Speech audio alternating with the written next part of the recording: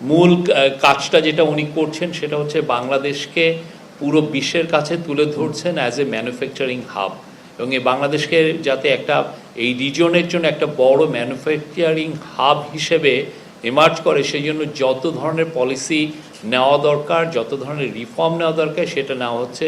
চিটাং পোর্টের বিষয়ে রিফর্ম কিছু নেওয়া হচ্ছে, প্লাস আমাদের এখানে যাতে প্রাইভেট সেক্টরের বিদেশিরা এসে যাতে ইনভেস্টমেন্ট করতে কোনো ধরনের কোনো হ্যাসেল না ফেস করেন, সেই জন্য সবার জন্য একটি ওয়ান স্টপ সার্ভিস দেওয়া যাতে যায় সেই জন্য কাজ করা হচ্ছে।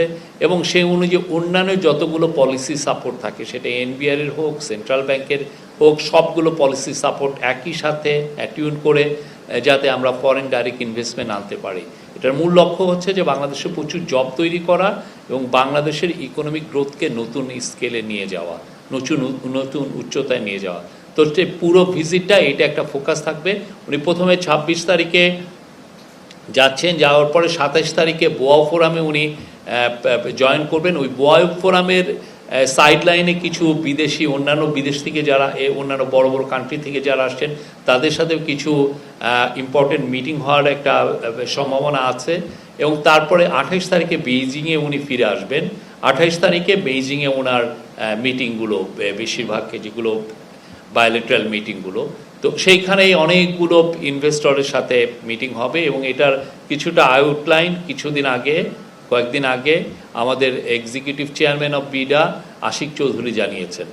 তো এই বিষয়ে আমরা ওইখানে যে আর এখানে কিছু কিছু এমওইউ হওয়ার কথা আছে। তা আমরা এই পুরোটা আপনাদেরকে, আমাদের একটা টিম ওইখানে যাচ্ছে, আমরা আপনাদেরকে সবসময় আপডেট করব। যেই ডেভেলপমেন্ট হয় আপনারা জানতে পারবেন। আর এইখানে আমরা অনেক স্পেকুলেটিভ রিপোর্ট দেখছি, আমরা এই বিষয়ে আসলে এখনই কমেন্ট করতে চাচ্ছি না। আমরা ওইখানে যাই, যার পরে মিটিংগুলো হওয়ার পরে যেগুলো ডিসিশন হবে আপনারা সাথে সাথেই জানতে পারবেন।